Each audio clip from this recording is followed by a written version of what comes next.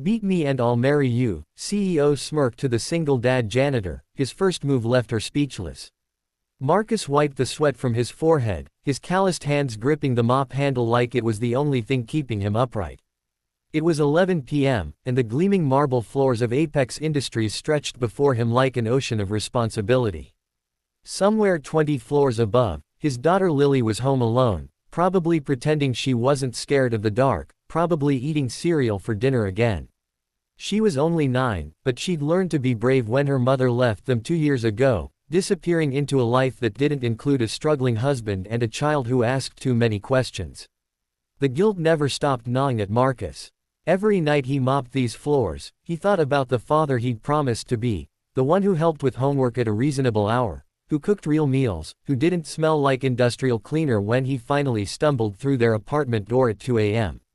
But this job paid $3 more an hour than his day shift at the warehouse, and those $3 meant Lily could have new shoes when her toes pressed against the front of her sneakers. It meant her asthma medication didn't have to wait until next month.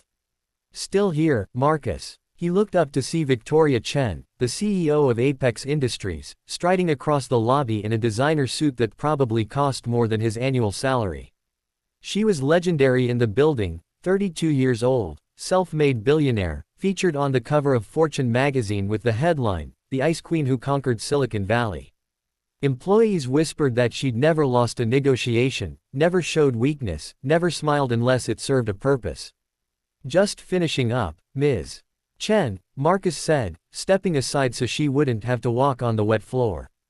Victoria stopped, studying him with those sharp, calculating eyes that had stared down investors twice her age. "You're here every night. Day shift at the warehouse, night shift here. When do you sleep?" Marcus shrugged, uncomfortable with her attention. "Sleep's overrated. You have a daughter, don't you? I've seen her picture on your phone." Victoria's voice was crisp, businesslike, as if she were discussing quarterly earnings rather than his personal life. "Lily. She's 9. And she's home alone right now." It wasn't a question. Marcus felt something defensive rise in his chest. "She's responsible. And I don't have much choice, Ms. Chen. Childcare costs more than I make in a week." Victoria tilted her head, and for a moment, something flickered across her face, not pity, but something harder to name. "I'll make you a deal, Marcus. Beat me at something, anything, and I'll marry you. Full access to my resources, my connections, my money. Your daughter would never want for anything again." Marcus stared at her, certain he'd misheard. "I'm sorry, what? You heard me." That infamous smirk played at the corners of her mouth, the same expression that appeared in boardroom photographs, the look that said she was 3 steps ahead of everyone else. "One challenge, your choice. Win, and I'll put a ring on your finger. Your money problems disappear overnight. Lily gets the best schools, the best healthcare, a future without you breaking your back over mop water every night."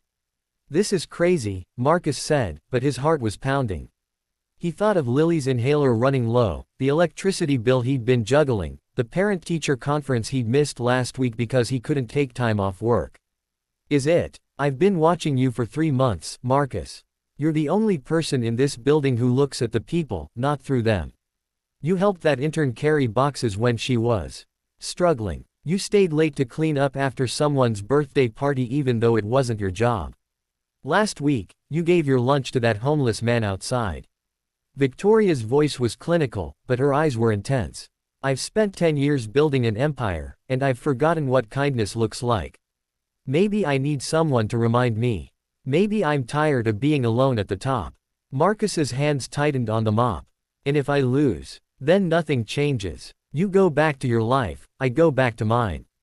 What's the catch?" "No catch. Choose your challenge. Chess, poker, arm wrestling, trivia, cooking, anything. I'm giving you the power here, Marcus. That's not something I do often."